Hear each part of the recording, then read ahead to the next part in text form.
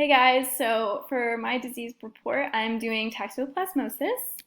And just to give you a little brief overview of what we're going to be talking about, toxoplasmosis is an infection that's caused by a single-celled parasite called Toxoplasma gondii. And normally it's super associated with cats. So its taxonomy, its domain is Eukaryota, the kingdom is Aeolata, phylum Apicomplexa, class Coccidia, order Euococcidiordia, family Cercocystidae, genus Toxoplasma, and species Toxoplasma gondii. So just some characteristics of this parasite. It's part of the protozoa family. It is an intestinal coccidia that parasiticides the membranes of animals, especially those in the cat family. Those are associated as its definitive hosts. And then there's three basic infectious stages to its life cycle. So first is the sporiocytes, and those are oocytes that are environmentally resistant that are found in the cat's feces. And then the taxoites are present in the acute part of the infection with this parasite, and they replicate really fast every 6 to 8 hours. And then the bradiozoites are a slower replicating process, and they're more common in the chronic infections, and they mature into these cysts that have thick walls, and they're located usually in the gray matter and within neurons, and they can persist, like I said, through a person's whole life. Some other things about this parasite is that it's crescent shaped, as you can see over here. It's about 2 to 6 micrometers in width and 4 to 8 micrometers in length, and it has this anterior end that contains some secretory organelles that's called the apical complex, and it's used in invasion.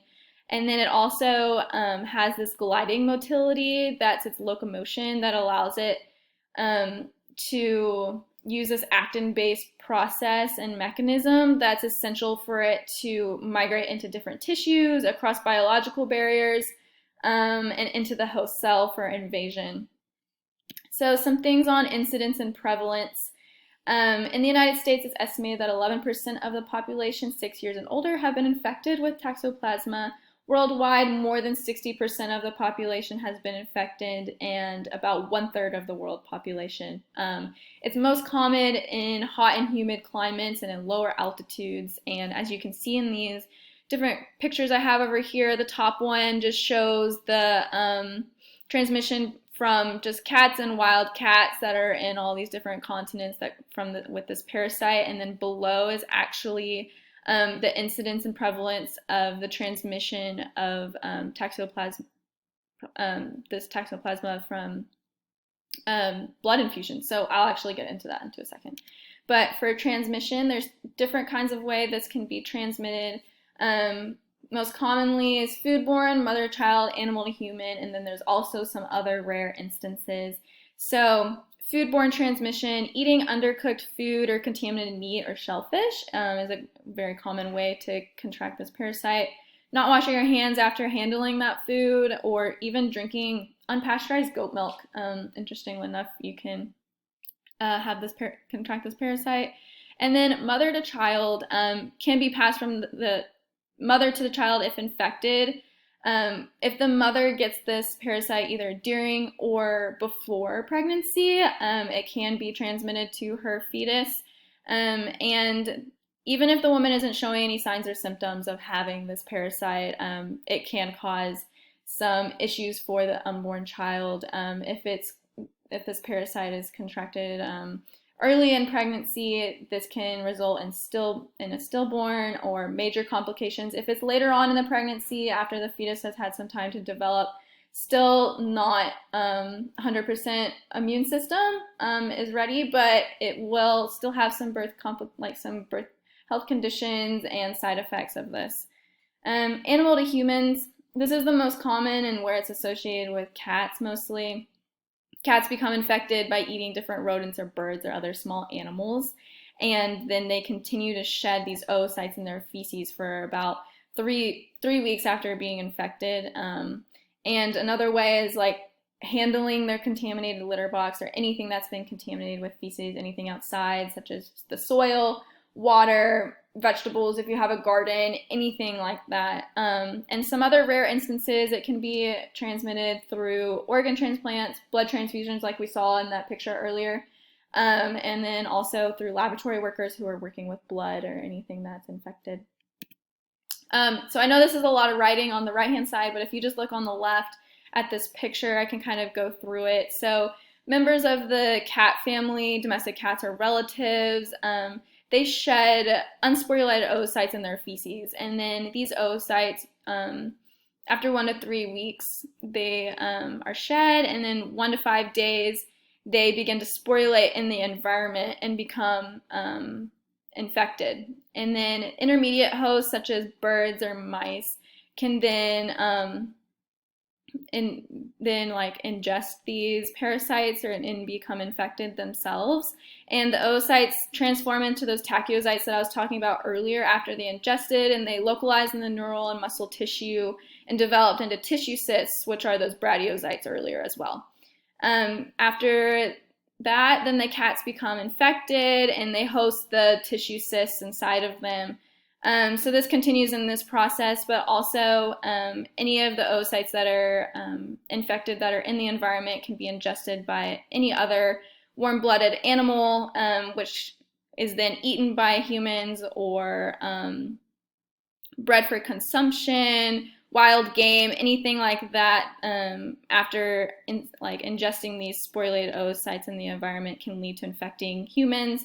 If they eat contaminated meat that's not properly cooked right, it can be transmitted between humans through the blood transfusion showing here, or this other way right here that shows like through the litter box or contaminated food or water to the human, and then from the human to the fetus through the mother to child transmission right there.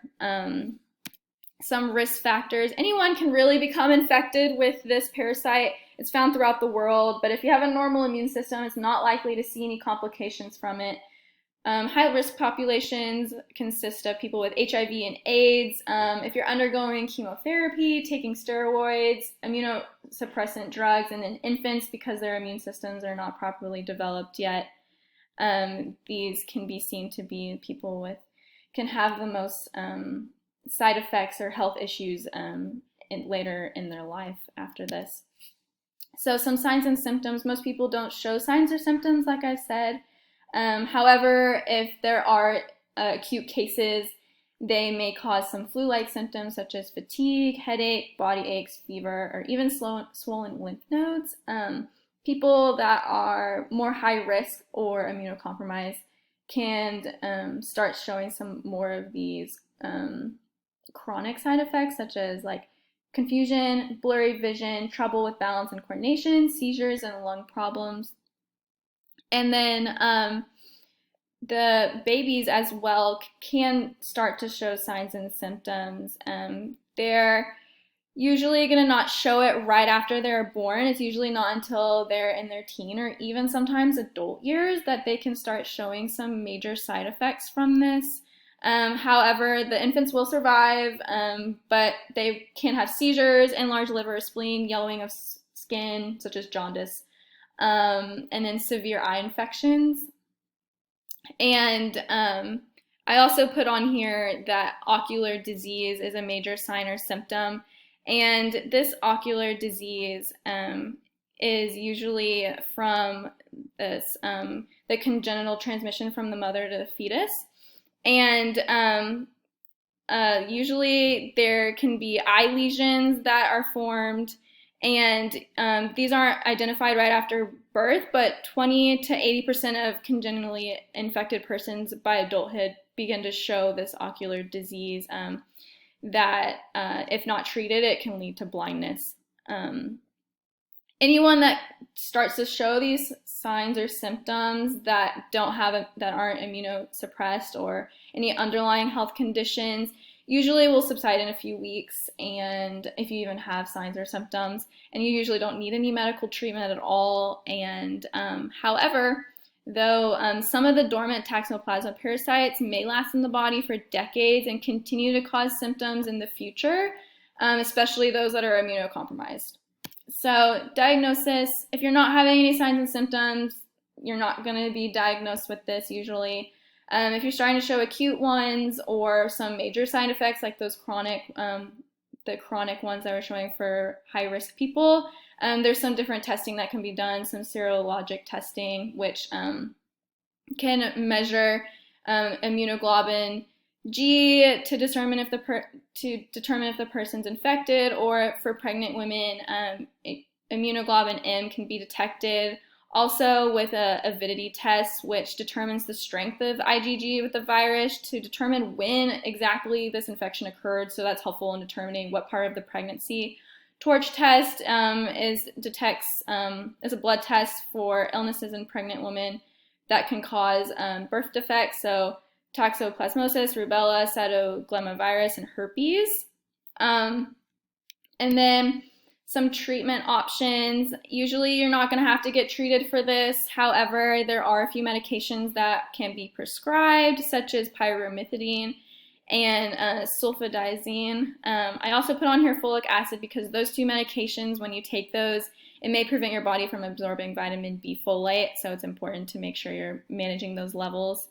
You can treat this as continuing as long as there's symptoms, and you can end it as long as there's no more symptoms that can be detected.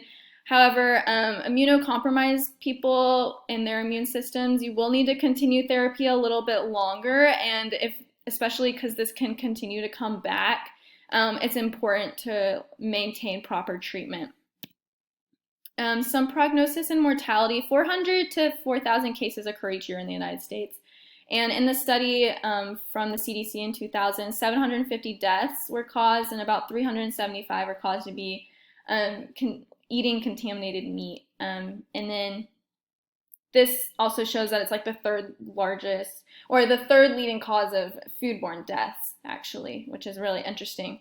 You don't hear about it very much, but usually many people don't continue to have complications. However, the dormant parasites remain in the body, and if you do have a weakened immune system, it can come back, especially people with AIDS and HIV. This can reactivate and then can cause more severe side effects in the future, especially severe brain infection and encephalitis. And if that's not treated, that can be highly fatal. Some prevention, wearing gloves when you're outside gardening, handling soil. If you don't know where your cat been or any cats or other animals in the neighborhood have been, don't eat raw or uncooked meat. Make sure you're washing your kitchen utensils that have touched meat, washing fruit and vegetables that have been in the soil. Don't drink unpasteurized milk unless you really want to, I guess. And covering children's sandboxes, so neighborhood cats, stray cats, your own cat. Animals don't have their feces in there for your children to play with or be around things they're playing with. Probably not the best. And then for people that have cats, it's not said that you need to go get rid of your cat by any means, or if you're pregnant that you need to get rid of your cat so you don't contract this parasite, but making sure that you and your cat are healthy. You can get some testing done. You don't get the results done very fast if you're suspicious of your cat having this parasite. Keep it indoors, give it dry food, wet food, not raw meat.